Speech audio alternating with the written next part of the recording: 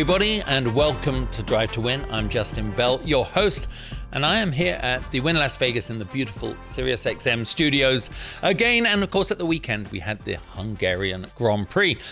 It was quite a race, so much to talk about. Lando Norris winning in an epic battle with Oscar Piastri towards the end. I'm bringing on one of my dearest friends, Dario Franchitti, to be my guest this week. And there's so much to talk about. And he's one of those scholars of the sport, and obviously a tremendously successful driver in his own right. So can't wait for that. Well, it was a weekend started with so many little stats and news, and obviously it was going to be a race of parts with strategy and the pace being the key. But the weekend itself, there was some interesting stuff to come out of it. I mean, Lewis Hamilton has won this Grand Prix 8 times. So he knows what it's like to sip the champagne up on that podium there. It wasn't going to be this weekend for him, but definitely the guy with the most wins and poles there. And interestingly enough, Oscar Piastri won his first Grand Prix here a year ago too, and Alonso, I think, 11 years ago. Talking about the young rookies coming up, we've got Antonelli, who won the Hungarian Grand Prix in F2 a year ago. So how far his career has come in such a short period of time. And great news in the silly season, which we're upon us when contracts are being discussed left, right, and center, that Fred Vasseur should sign his long-term contract extension with Ferrari. Exactly what we need. And guess what? We knew it. Verstappen will be staying with Red Bull. No shocks there, despite all the craziness on the radar about that. Well, I didn't actually think I'd be saying this today, that Lando Norris took the win from Piastri. I just thought Oscar came off the back of Spa and he was just going to be so dominant rolling on. But it all was about that different strategy when they were forced into taking two different strategies. That's the beauty of being two cars in the same team right up at the front. It opens up so many options. And when Lando, after a dismal start, was really pushed into a one-stop strategy option, and you can hear it in his voice. He's like, "Oh, okay, I'll give it a shot." I think it was really it opened up a wonderful race, and we'll jump into that a bit more with Dario in a minute. But I will say this: if Lando had been passed by Piastri in those last couple of laps, I think the mental bruising, the defeat, would have rocked him to his core, and I think it silenced a lot of his critics, and for me was one of the best examples of mano a mano racing, and they pulled it off, and I really enjoyed it. There's always going to have to be one winner, and this weekend I think Lando, it was just fabulous that he did it. But Ferrari, they won pole. It made us all feel good, right? I mean, I have no clue, and one of our fans wrote in on Instagram and said, I don't understand why I have this predisposition for joy when Ferrari do well and there's a glimmer of it, because the last few years have been nothing but despair on the whole. And so it is true. What makes us love that brand so much? I mean, it involves a bit of pain. I mean, it was a bit like being, I guess, I don't know, a fan for the wrong football team for decades and then they pull it off. I mean, I think it's about the lineage. It's about the drivers, the legend, the spectre of Enzo Ferrari with his cape and his hat, his glasses and his approach to the drivers. They've been there since the first ever Formula One race. And I think it's all that. It's also the legendary drivers, Andretti and Mansell and Schumacher, Fangio. I think that's what it is. There's something about wearing red that makes them, every driver, want to do it, but also it makes us want them to do good. And when Ferrari does good, when they are at the top of their game, it's just good for business. Economically, it's good for the sport. Yeah, I think that's why it is. So we do have to endure some pain, and in the end, it'll be worth it. But for Charles at the front, it was a flash in the pan, and obviously there's still lots of speculation of what slowed his race pace down and why. I mean, it was abjectly horrible towards that last stint. So slow, 2 seconds off the pace. Was it ride height? Was it their floor plank hitting? I mean, I don't know, and I don't know if we will find out, but definitely they'll have some analysis to do after that. Which leads me, talking about legends, to Lewis Hamilton. I mean, he had such a great race at Spa, but he was out in Q2 this week, and he wears his heart on his sleeve, doesn't he? Another driver, well, he's earned the right to. But when he stands there in the pen and says, I don't know, the other car's on pole, and pretty much he says, oh, they should just look for another driver. Boy, oh boy, that set a ton of dominoes in the gossip mill around global media falling, because they're all like, what do you mean? Is he giving an indication that this might be the smoking gun that we're waiting for in the summer break? I don't think so. I think he's just so down on himself because he still believes he has excellence, and he's not preparing us for retirement. Although something tells me that would that be an option if the year continued the way it is. He's rich, guys, beyond imagination. Something on the news the other day was he's worth over $500 million. He has business enterprises.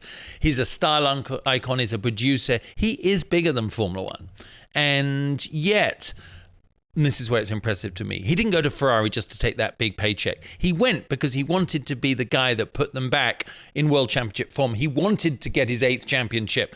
And it was, I see him, apparently he's the first guy there in the morning and the last guy to leave. That's commitment.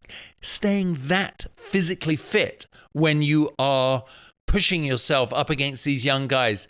He's done it for years, and I can't even imagine. I can't relate to it. That level of perseverance and dedication. And he's up against one of the fastest young guys on the grid. So, you never hear any negative gossip about his private life. He is an enigma. But I do think something. If he does leave Formula One at the end of the year, I'm throwing it out there, I think it's the last time we'll see the real Lewis Hamilton. By that, I mean he'll become more like a movie star or rock star where it's a reclusive lifestyle with curated appearances. Right now, when you watch him put a helmet on and the gloves, and he wears the Nomex, the red suit, and he gets him behind the car and he answers the questions from the press, he risks his life every second out on track. That is the pure version of Lewis Hamilton. There's nothing curated about it or artificial. He's a legend on track, and we're watching him right now. Remember that. Anytime soon, we will not have that privilege. So he wants to win now as much as ever. I do want to quickly mention Aston Martin. I want to bring it up with Dario as well. I mean, they started 5th and 6th on the grid. They ended 5th and 7th on the grid. And Lando near the top, all the sessions. Their car obviously got into a window. It worked on that track in those conditions. And I just want to pose the question about Lance. He's done really well. He started karting at 10. He's member of the Ferrari Academy since 2010. He won the Italian Formula 4 Championship. He won the Toyota Racing Series and dominated in Formula 3. The kid is good. But what's the problem? Is it overindulgent parents with immense wealth that are giving you everything you need? You could say the same about Lando. His dad's super rich. He lent McLaren the money, apparently, to sort of stay in business for a little while. Paid back from his earnings over the last few years. But he knows how to dig deep. He knows how to fight. So I definitely think, Lando he will do whatever it takes to win. He desires it. His parents did a pretty good job of managing that. I just think for Lance, he has too many options. And when he's on, he's on. And when he's off, he might as well be on a yacht. And but at the end of it, when we look at his highlight reel, we'll look back and go, God, the kid had some good races, just not enough of them. A celebration of heritage, craftsmanship, and innovation, Concore at Wynn Las Vegas brings car enthusiasts from around the world to revel in automotive excellence against the dynamic backdrop of the Strip. The 4th annual gathering features an expanded showcase of more than 250 unique cars within 4 judged and non-judged pillars for vehicle entry and display. This year's event will take place from October 31st through November 2nd. For more information regarding tickets and room packages, you can visit lasvegasconcours.com. That's lasvegasconcours.com. Anyway, let's introduce Dario Franchitti, my guest. He won the INDYCAR Drivers' Championship in 2007, 9, 10, and 11. That's kind of greedy. And then the Indianapolis 500 in 2007, 2010, and 2012. And then he went on to win with Chet Ganassi the 2008 24 Hours of Daytona. He really is a legend. He banged his head in a couple of really nasty crashes and made the prudent decision to end his racing career. Spent more time with his family, and he's very involved with Gordon Murray Automotive, designing, helping engineer and develop their amazing array of road cars. Well, Dario, thank you so much for finally joining Drive to Win from your home. Lovely to see you, mate. Good to see you, JB. It's been at least, what, 2 3 weeks? weeks? I know. I mean, Goodwood Festival Speed, everybody, is where we were in southern England, my hometown, actually. And you were a busy lad running up and down the hill. I was driving the Gordon Murray T50S, the track car. I was doing that, and then I got to go for play in a 99 Schumacher and Irvine Ferrari up the hill. And, I think that was everywhere you looked, there was something for the race fan. Yeah, you and I were both lucky you were driving an F1 GTR up the hill. But as a fan, to just look around and see, Emerson in his Lotus 72, to see Jackie was there, to see Alain Prost, Nigel Mansell, Ricardo Patrese, and all these great drivers of the past there, and also a lot of the current F1 grid were there. And it was, as a race fan, it was especially F1 centric, being the 75th anniversary. But what a great event that the Duke puts on there. Well, I'm glad you said that, because as soon as I came back, my show last week after I'd been there was about that very moment when I inadvertently ended up in the paddock at that second, right? I mean, and I stood there and I'm looking at Mario and Emo, and as you say, everybody there, and you doing your thing as a youngster, relatively. And I thought, these moments, these are Goodwood moments that only the Duke can put on and only materialize at Goodwood Festival of Speed or the Revival. And I thought, for all the people crammed around watching, this is probably one of those life moments they go, I was there and I saw these guys drive. It's not about the speed. It's about seeing them get into their race suits and put their helmets on. I was blown away, I got to say. I felt the same as you.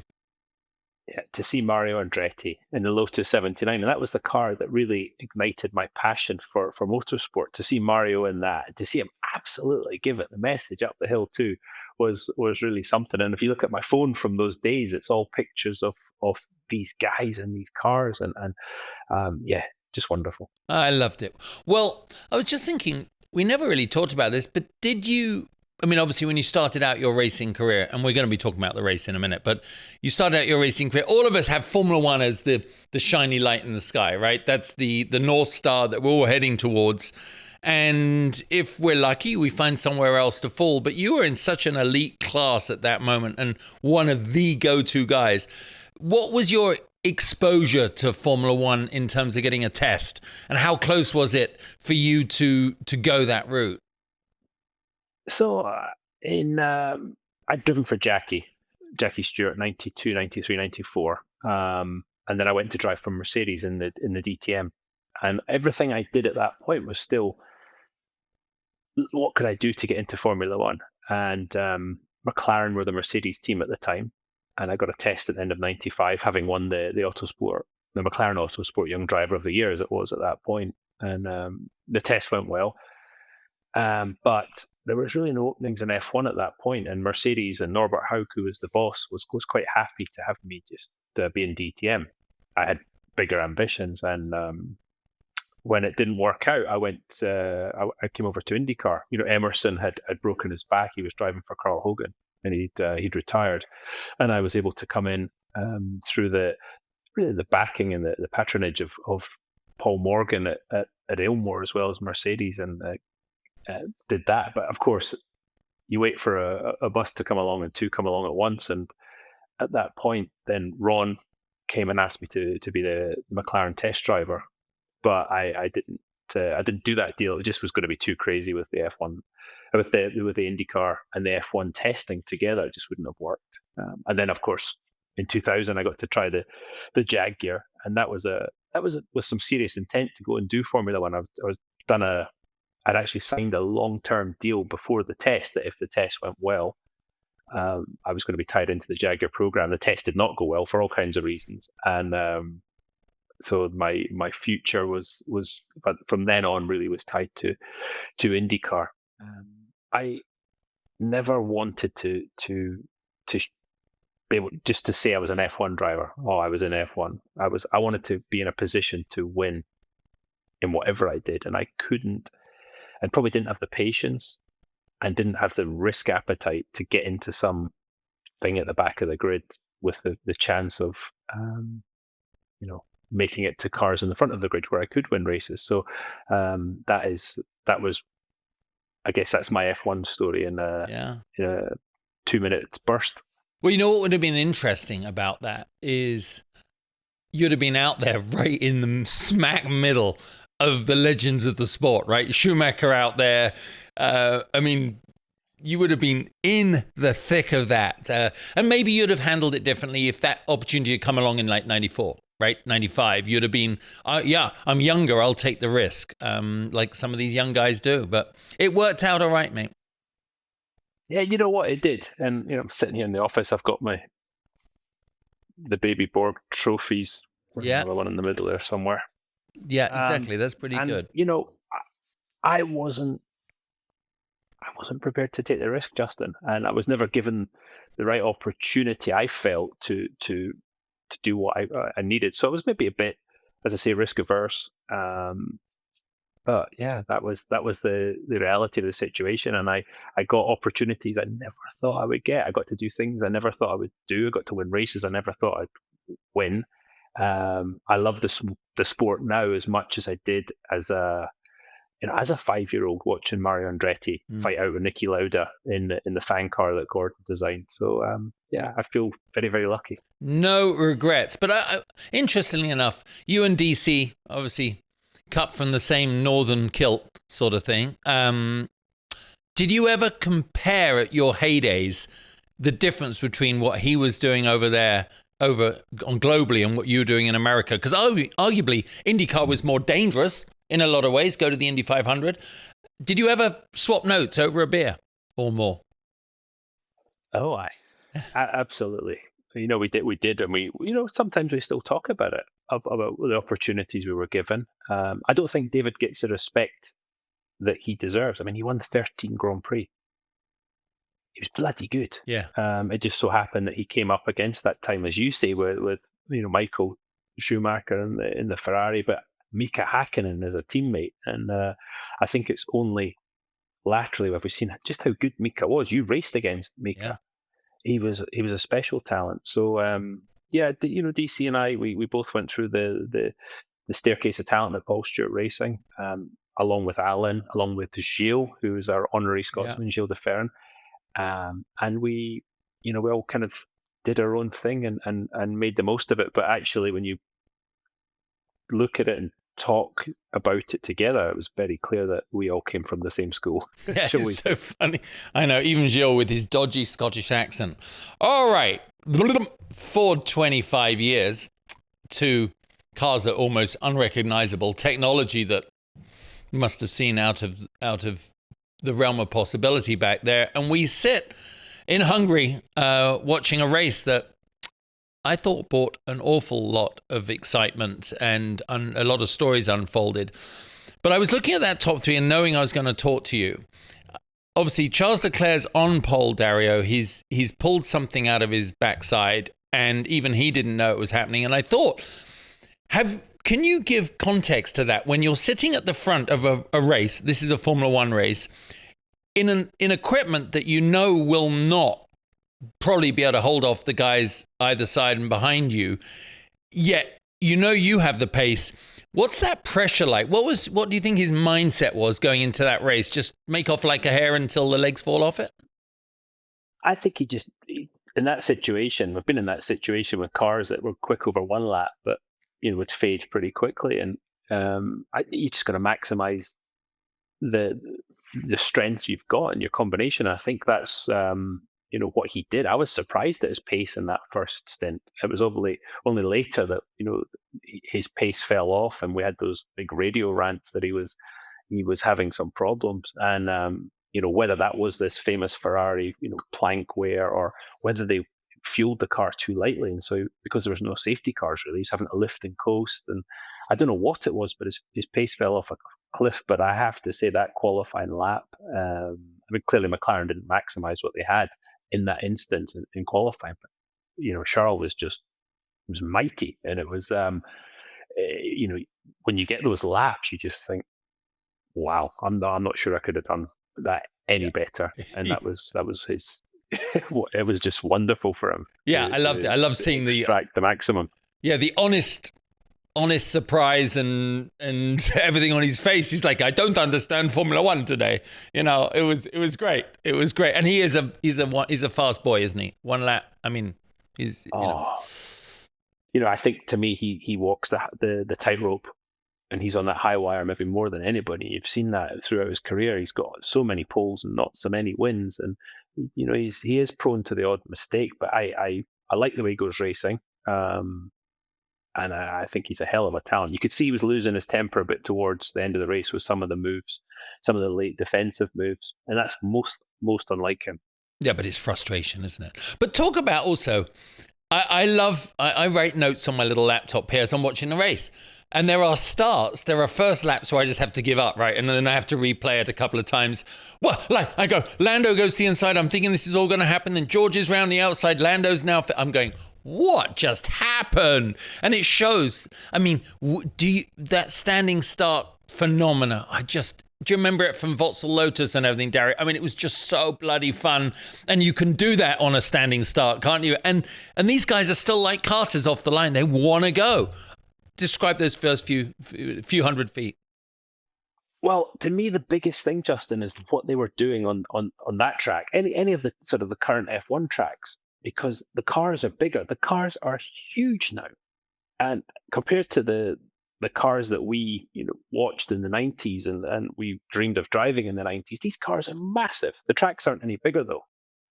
And the fact that they are able to run wheel to wheel on these circuits and these situations with very limited visibility when you've got the cockpit sides, the halo, and the visor is so small, you're looking out of a letterbox. And vision is massively restricted. The front wheels take out, your front three-quarter. Just brilliant. The sixth sense that the drivers had and the job that they all did to get through there. And then, of course, Max is making some really big moves, more in the midfield. But he loves a lunge, and just that it was a really good advert for F1 that race. Yeah, it was. I mean, obviously we knew, as you said, Charles was out 2.8 seconds on Piastri pretty darn quickly, which, was a heads down thing. And I thought that was great. Interesting to see Russell, how the Mercedes comes alive. They keep saying it every week. If it gets cool, they get fast. And I like it because I find him as a character, he's obviously, I think he's a gentleman. I think he's one of the nice guys. But boy, he can get his elbows out. Yeah, absolutely. He does. He tends to have a bit of a moan on the radio, doesn't he? He's like an old woman. I hate to say old woman, but it does. Let's just say a fisherman. It's like he does get a bit whingy. Parking attendant. Yeah. He could drive a parking. He could give out parking tickets in LA. He could. But I think he's a hell of a talent, and he does get his elbows out. But yeah, the cars are so temperature sensitive, as you say, and it's a bit cooler. It's a lot cooler than we thought. Oh, wow, here comes this car. Oh, it's heated up. Here comes the McLaren, for instance. But yeah, George is doing a good job, and especially with Antonelli and the team. It's not really a two-car team at the moment, just because Antonelli's learning. Again, hell of a talent, but he's having to learn on the fly and under a lot of pressure. So George he's been doing a good job. Yeah. I'm glad they showed the slow-mo when Hajar got something hit his hand, because I've never had that in a car, but I've had it on a motorbike, and you're like, oh, crikey. I mean, obviously, IndyCar, you managed to hit your head off the wall a few times, but did you ever get hit by anything flying off the track? And give it some perspective, because at that speed, it'll knock the crap out of you, won't it? Yeah, I actually got hit by bits of an engine once when it blew up with such force behind me that it came forward. And I was doing about 240 miles an hour at the time when it decided to, the pistons decided to vacate the top of the engine. And bits of it came forward and hit my hand as I was turning. And even that was bad. That was bad enough. But yeah, the stones, you're wearing these very thin Nomex gloves. There's no protection in them apart from fire. And your knuckles are exposed, and it is bloody painful. It's it's with the aero screen in an IndyCar now, that's taken away that issue. But obviously with the Halo and the F1 car, stuff can still get through. And those Stones, I think the Stones won the battle with Hadjar. Yeah, they did. I mean, he's a tough boy, actually, I think, as a wrestler and all Yeah. that. I wouldn't want to. He's the guy in the pit lane you don't want to have a scrap with, I think. No, I heard he had a problem in one of the recent races where they put the belts on a bit wrong, the sub belts. Oh, Yeah, and he managed to drive that. And that anybody that's had that and put the belt in the wrong place around very sensitive area. Yeah. You hit the brakes the first time and you realize this is the end of the Bell family. And other things, my favorite sports. Get to lap 17. And we hear this with Lando. He has such a different sense of communication with his engineer. And his engineer is suggesting a different line through turn 12. And he's like, well, no, I need the last 3 corners to improve on. And there's lots of things about the radio comms these days. It shows the mental capacity, the bandwidth these drivers have for other trains of input. But this is an interesting type of communications. What would you have said if your engineer had come on and told you how to drive? I'd have probably told him to get lost. Yeah, I think you would. Yeah, I find that it rubs me up the wrong way when the engineers are doing that. If they say, look, you're losing a bit of time in turn 3 or I think it was turn 2, they said to him, yeah, that's okay. But then say, oh, I think you should do this. It's like, I guess saying that in IndyCar, there's times when my spotters would have said, the more experienced spotters would have said, hey, so-and-so who's leading the race is using a slightly higher line in turn whatever. And that, I think that's okay. But I think Lando's reply probably said it all. Yeah. I think it's also the relationship between the engineer and the driver is a personal one. We just have access to it now. And we didn't used to have access to it. So, I'm sure all sorts of different relationships get formed, and that's how he is. Yeah, I mean, if you're going to have your feelings hurt by what somebody says in the heat of battle, motor racing is probably not the place for you. Yeah, especially if you're Max's crew chief, his engineer, GP. The shit he says to him is wild. Well, GP I've known quite well because he was my cousin Paul di Resta's engineer. No, I didn't know that. Absolutely. And GP is one of the most level-headed, nicest people you'll ever meet, but he's got absolute core of steel. And you can see that relationship between him and Max. And all the great and successful drivers, you have to have that relationship. And you want to win, you got to push each other on. And occasionally you'll fight like you do with I do with my brother, you do with your sister, JB. You kind of push each other. And as you say, we get to visit every now and then, but we're not living that relationship 24/7, but it's an absolutely fascinating one. Yeah, and I like the way you kept your wife out of the arguing thing because you don't dare do that. I just say yes, dear. Yeah, exactly. I make no apologies for putting you back, your perspective as such an Indy champion on what they go through in Formula One, but I just want to talk about that first set of pit stops. We know that this was, with hindsight, this was a critical moment that they, an undercut was coming up from Piastri on Leclerc. They do have the benefit of split strategy now, which I guess was obviously worked really well for Lando at the end. Those pit stops, you come in, we have such a relationship with our pit crew, don't we? If you're a good, nice driver, you build that relationship. But they come in to do a 2.0 pit stop. Just the driver, you don't even have, what do you do in the car? You have no time to do anything. You stop, you must flick a switch or two and go again. I mean, your pit stops were quick. These are stratospheric. I think both McLaren stops that I saw 1.9 seconds. I think it's incredible. It's the endeavor, the human endeavor, the what these mechanics, these people are doing under fire, under the pressure of these situations. It's incredible. That being said, I think I would like to see, in IndyCar, a good stops in the high sixes because each wheel has one person. And so you actually see a bit more of the ballet and the physical, what they're doing. And you've got time as a human being to actually process what's going on. And I like that. even with a 6-second stop, you haven't got much time to really do anything more than watch and put the thing in first gear when it's time to go.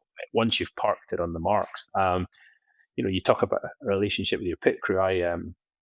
In my Andretti Green days, I had a fueler, a great guy called Mike Miller, and I ran him down twice, and I broke his leg at least once. And we still got on. But every time I see him, his limp gets more pronounced. But it's not a job I would want, and I take my hat off to in any series what the pit crews do. Bloody incredible. Put yourself in Lando's position now, because he had a crappy start. He's gained a position back. He's a really crappy start. Really crappy start, and we know with his mental approach, it's tough for him to reset, but he did. And obviously, he comes in the pits. That was the 1.9 stop. He goes back out, and suddenly the commentators, and obviously in car to him, are talking about the fact that he could be a contender for the win. That shows the amount of data and the algorithms and the predictions that they can put in place, Dario. But for Lando, what would have happened to his mindset at that moment? You know this feeling too. All of a sudden, your day has gone from being really bad. You've now got a glimpse. There's hope. There's a bit of light at the end of the tunnel, and this might not be that bad. And it can change your whole day. And that's one of the. Everybody says you've got to be completely, level-headed, whatever happens. But I defy pretty much anybody to do that in that situation. And then, to me, the very interesting point, JB, was when they said, "How do you feel about a one-stopper or whatever?" And he just kind of went, "Hi, okay." Yeah. And it was almost like he thought, "I've got nothing to lose," and he made it work. But his response was very interesting. I think that showed where maybe his mind was, and that he just thought, "I've got to do a Hail Mary here, or I'm going to finish fourth." Yeah. I think I just enjoyed that moment of the race. I suddenly I was like, what? He can be in this? And then, Oscar, I'm sure, was on the other side of that phone call going, what the hell are you talking about? How am I not going to win this race? So I can only imagine. I mean, you've been with such successful teams, and, you've had these relationships with teammates, great teammates. But you were always able to have good relationships, it seemed. Paul Tracy, PT, you two smacked into each other enough. This was actually Marino. He smacked into me. Yeah, sorry, that way around. Into me, Justin. Yeah. When I said on Instagram, any thoughts on the race, Marino, your brother, was like, ask Dario about how he and PT managed to stay cordial off track when they had some pretty contentious issues on track. I mean, that's got to be the key to it, right? That's the key to McLaren till the end of this year. What was your relationship like there? So Kyle Moyer, who has just signed up to work with McLaren and INDYCAR, and Kyle was at Penske for a long time, worked with me at Team Green, and he was my strategist and my crew chief before that, and he's a great friend. And he said to me recently, he said, the difference with you is, he said, you didn't race anybody else. You raced yourself. You only ever raced yourself. And I never thought about it, and he's spot on. And that's why I was always able to have this good relationship with, whether it was PT, whether it was Dan Weldon, Tony Kanaan, Brian Hurtis, Scott Dixon. And that's how I was able to do that. And we had some proper battles. But you've got to work at it. You've got to work at it. But my mindset was was just to maximize myself and what I had. And that being said, I love watching Oscar and Lando and this relationship they've got and this battle they're involved in, and the completely different personalities of both drivers. And I am a massive fan of both of them. Yeah. I'm a massive fan of both of them for different reasons. I enjoy Lando's transparency. I enjoy his roller coaster emotional ride. And to be honest, it resonates with me because that was me, to a lot less success. But I was affected by my environment quite a lot. And someone said of earlier in the year about Piastri being an Iceman. I said, no, he's not. He's not a Raikkonen. He's not deliberately obtrusive or obnoxious. I think and you can talk about this, the importance and value of Mark Webber as his mentor and manager. He just beats to his own drum. And I don't think he ponders what he did wrong the day before on a Monday or what he did right. I think he just gets ready for the next race. Well, what's your view on him? Interesting you say that. I think he does look at what he's done, and I think him and Mark and Anne, and let's not forget Anne Webber. Anne's a big part of the brains of the management company there. And both Mark and Anne bring different things to the party and looking after Oscar. But I think Oscar does think about what he's done previously and fixes it for the next time. But my opinion of his strength is what he does is he's got no emotion about it. There's no emotion in positive or negative, making a very difficult decision in a bad position. He just gets on with it. And he's completely able to take the emotion out of those decisions, and that makes him very, very difficult to beat. And the worrying thing for everybody else is he's able to do that at such a young age, when normally the adrenaline and the hormones would be going mental. He just gets on with it. Whereas you say Lando is very much an open book, and there's times where Lando, I'm shouting on the TV going, stop talking, stop telling people, they don't need to know this, they're going to use it against you, stop. But he is such a wonderful personality, and he's just a good guy, and he's bloody fast, possibly faster than Oscar over one lap at the moment, but I wouldn't bet my house on that. I think they're so closely tied in performance, and I mean the fact that McLaren let them race, that's respect to Zach and Andrea Stella and the whole organization for just letting them get after it. And it's come close, hasn't it? A couple of times, which I'm sure we'll talk about, but it's come close a couple of times this year, despite Canada when it got too close. But there's been a couple of moments when it's got really, really close. And I think that whole point about them racing together, being allowed to race, is a product of the two people they have hired. Yeah, I don't think it would necessarily work with some of the other drivers. But so Piastri knows he's got to track down Lando at the front. He has a great pass into Leclerc into turn one. So now he's on the hunt for Lando. He's at 8 seconds behind or something. What do you think? Were you the hunter or the hunted? What's the most comfortable situation to be in right now? I thought that pass was incredible. I think Martin Brundle said it on Sky. He said he just braked 10 meters later. Yeah, he did. Yeah. Which is very Max-esque. Very Max-esque. The way he overtakes is Max. He does it. He doesn't give you time to debate the situation. He goes by. Yep, absolutely. And I don't know if it was made to look more pronounced because Charles was lifting and coasting, whether that was the problem with the plank or what the problem was, but it was a hell of a move. At that point, it was the gap was such that normally I'd say I want to be the hunter. I want to be the guy going. It's more fun. You've got fresher tires. You're just going flat out. But with the track at the Hungaroring, I think it negates some of that, because I thought when he gets to Lando, it's going to be bloody difficult. There's one opportunity to pass a lap there. And I'm not sure he's got to have enough of a difference to make it. Yeah, and I think that the pressure being put on, and obviously from Lando's point of view, his comms would have been very much about counting that down. But at the same time, you have the in Formula One, they fall off so quickly if they over abuse the tires. And remember, Lando had been on those tires for a long time, and that takes some great driving that we're not really absorbing or talking about, but managing the tires and managing that pace. Because, mate, they can always go faster, can't they? They can always turn up the wick.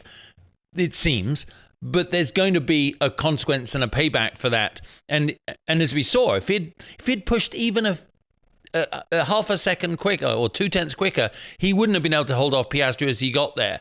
So I think that time management, that's where I felt Lando was going to be strong. I do think he's really good at that. I agree. People will say, oh, they're driving to the limit of the tyre, they're driving below the limit. Yeah, I get that. But he drove, to your point, Justin, he drove at 99%. He did not step over. He didn't drive at 90% or 85%. He drove at 99%. He didn't spin the tyres. These Pirelli tyres, one spin, wheel spin, and the performance starts to fall off. Bit too much lateral load, again, falling off. You've got to be so careful.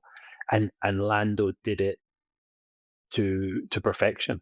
And something that really sort of resonated was they were both knackered after the race, which I love to see, because sometimes now they get out and everybody looks a bit, it's not been that hard work. They were knackered. And I thought, yeah, boys, earned your money today. Well done, both of you.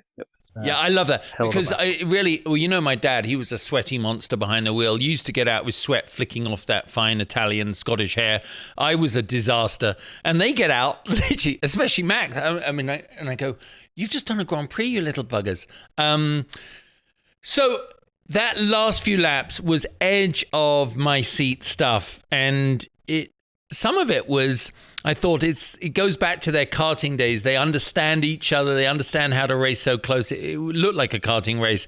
3 to go. Piastri gives Lando that first little look, trying to unseat him, apply more pressure. But it did look like Lando was able to hold his line better. Did you see that? Piastri was always a little wider in the middle of the corners, and maybe that's just the turbulence off the back of the car. And then they had that lock up. They couldn't play that replay enough for me. Oh my God. If you watch, they were trying to get the overlap. I think that's what's happening. Piastri's just looking for some clean air on that wing. The problem is you can only get so far out before you get in the marbles. And then, as we know, the marbles are like ice. But yeah, so you could see him just trying to get some clear air on the wing. And I'm with you. Absolute edge of the seat. What's going to happen? Is he going to manage it? Because again, Lando's handled the pressure perfectly up to that point, and has to be said, last 2 laps, didn't put a foot wrong. And again, a great battle with both drivers, because there wasn't much left on the table. I don't even think, had it been another car, say it had been a Ferrari that of equal pace, that Oscar was racing, I'm not sure he's still not sure he could have got past. I don't think he was holding anything back in terms of being aggressive, because it was his teammate. Yeah. They asked Lando, one of the journalists was talking to him about post-race, about that lock up, and did you roll off the brakes and things. And he said it right. He said, we do things as the driver we don't really think about. Instinctively, I see someone lock up behind, I'm going to try and give them as much room as they can. You don't think about how you come off the brakes a bit earlier or whatever, or try and carry some more momentum. But it's so instinctive. And can you reflect back on your career and realize how, based on this amazing training you had and a great junior career from karting, these young guys are so tuned in, and the sim stuff helps. They're so incredibly connected to their cars and the environment. There's no higher level in the way they operate? No, I don't think there is. In the muscle memory, the training, as you say, they've been doing this since they were 6 years old. I started at 10. You started later than that, a lot later than that. These, in their formative years, they're learning this muscle memory, and 24 races in a season now. They're in the car. They're not testing as much as they used to, but they're wheel-to-wheel racing a lot. And the instinct, as you say, it is massive. And a lot of that as well is because things happen. I mean, in IndyCar, things happen quickly, and the instinct takes over to a degree.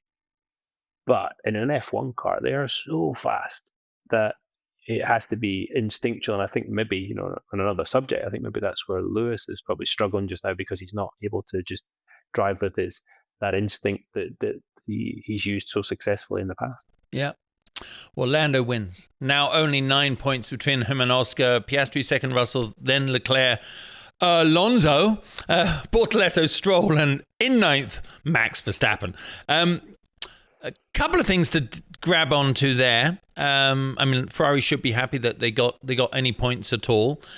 You know, you were forced to retire, made the decision because of enough bangs to the head. You wanted to have a life of a meaningful life after racing. Alonso, there were moments he's like a dog that's got a puppy around him, and he's found new life in the old dog. I mean, he's still got it when he needs to, but it does fall into a little bit the Lewis camp, is what you're saying as well. It's tough to be that good. He's 44 now. I mean, it's tough to maintain the pace, but when the prize is there, the car is right, the environment is correct, these guys can still pull it together. And do you like seeing it? I love it. God, I love it. I love seeing it. I think Fernando's an absolute beast. You know, and I love to see him. I'd love to see, you know, in China with Lewis in the sprint race was fabulous to see, but I'd love to see him win another Grand Prix. You know, we've got it now, you know, Scott Dixon's, I think, 44 or 45, and Scott won a race already this year. Yeah. 21 seasons in a row with a race win Scott's got. And I love it because these drivers they've given us such pleasure, and they've lived, you know, they still love doing this sport. So the fact that they're able to be competitive was phenomenal, and the step that Aston Martin made was quite something. And to see Stroll, I think it must, and to see Stroll, I guess the car must work very well in when it requires a lot of downforce, and that was, and maybe that's some of the Adrian stuff just creeping in as well, which would be great to see. I mean, I've talked about this quite a bit. Just a little unplanned insight. It's very easy to dismiss how someone drives when they're not a race winner and they're midfield and they have moments. But at its core, Lance Stroll obviously can drive. You can't drive. It's impossible to drive one of these cars and be anywhere near a two-time world champion like Fernando Alonso unless you have some tools in the bucket. What do you think his biggest weakness is? Entitlement? Richness? I don't know. A friend of mine, I think you know him too, is a very well-known driving instructor over here, and all the F1 boys, a lot of the F1 boys go to him, and I believe he said at one point, your biggest, what did he say? Your biggest issue is your extreme wealth. And I think nobody takes him seriously because of that. And he has shown moments of brilliance. And I don't use that word lightly. He has. And he's shown a lot of times where it's just kind of blah. But F1, more than any type of motorsport, it's very difficult to separate the car from the driver in the overall performance. I don't know. I don't know him really. As I say, there's times when it's been bloody impressive. He gets close to some very good teammates, and there's times he's just not at the races, and I don't know why that is. But the weekend was quite something to watch and to see, and I'm sure the Aston team came home and were a wee bit happier than when they left. Yeah. Well, before we let you go, obviously these drivers now head into their summer break, which is awfully accommodating. Did you have a summer break in IndyCar? I don't think you did. But, much shorter season. Much shorter, but they have bigger boats to go on, Dario, and bigger planes. So I'm sorry, you need a longer break. I'm just saying, that's kind of how it goes. I think it's right. One person we didn't talk about was Bortoletto. Oh, sorry, yes. Yeah. Just phenomenal in the Sauber. And I'm a little biased because a great pal, John Wheatley, has now moved off to Switzerland. So instead of having curry with him and Marino and Steve Soper tonight, it'll just be Marino, Steve, and I. Oh. But John has taken that team and he's helping them all move in the right direction and doing John Wheatley things. And I'm really fascinated to see how it goes. You know, Hulkenberg's podium at Silverstone was just so so good to see. And Bortoleto, I really do think is a star of the future. And that team is looking good. So yeah, I was happy with that one. Yeah, and I was going to ask actually, out of the rookies, we're very lucky, fortunate to see some amazing talent. And all indications are that he's got a ride for next year. I think some of that news just came out, didn't it? I think he's been locked in for next year with Audi. God, I hope so. I mean, it's on social media right now, so my producer just showed it to me. It's yet to be confirmed, but it would make sense, wouldn't it? These two are running well together. And as you say, under John, it's going to certainly be the right path forward. The end of the year, Dario, it's a long second half of the season. So much can happen. If you were in Vegas and I took you to the roulette table, and the red was Oscar and the black was Lando, and I said you got $100, what would you do for the championship? I think Oscar, but by that I am not saying, and I think it's sort of 90. I think I'd say 99% Oscar, 98% Lando. It's that close. I think and then they're both at the top of the game. They've got the best car. So then they're going to be fighting each other out, is what I mean by that statement. They're going to be fighting each other week in, week out, up the front. And I think it's going to be bloody close, but I think Oscar just by a nose, because of the amount of different things that can happen, and it's never plain sailing. And I think Oscar might be better at dealing with the potential ups and downs as the season goes on. Well, one thing's for sure. I think we are in for a year of Formula One. By the end, we're going to reflect back that this was as entertaining, engaging, exciting as anything we've ever seen the whole time we've been Formula One fans. So, well, mate, listen. How lucky are we? How lucky are we? Yeah. Crazy. I'll see you next week at Pebble Beach, up there at the Monterey Car Week. You're going to be there with Gordon Murray and doing some fun things. It'll be a great time. All kinds of fun stuff. Yeah, I'm looking forward to that. I'll see you there, JB. All right, mate. Thank you so much for joining me. Excellent. Thank you, bud. Well, what a great interview. And actually, we went a little long there, so I've got to wrap this up. Now, the summer break, lots of these young, rich drivers making the most of the beautiful, expensive toys that they have the privilege of buying. But it's also very important. They need the time off. Even more critically, the teams need the time off. Those mechanics, they have families too, and they don't get to spend that much time with them. The extensive, pressured, punishing nature of the Formula One calendar. I'm not really having that much time off because it's the Monterey Car Week, and I'll be hosting the Pebble Beach Concore. You can watch that live stream. Go to the Pebble Beach Concore website. You'll find it. And I'm also hosting the amazing Casa Ferrari live stream. That'll be on the Saturday out on YouTube with Ferrari. What makes it so special? 75 years of Ferrari at Pebble Beach this year, and we've got the most amazing collection of drivers out there. I mean, drivers, cars, all lined up against the beautiful water. And I'm going to interview Zach Brown for the main live stream. You can follow along. I'll keep you in touch on social media. Thanks, as always, to the Wynn Las Vegas and to SiriusXM for having me, and Dario Franchitti. I'll see you next week. Guys, enjoy the break.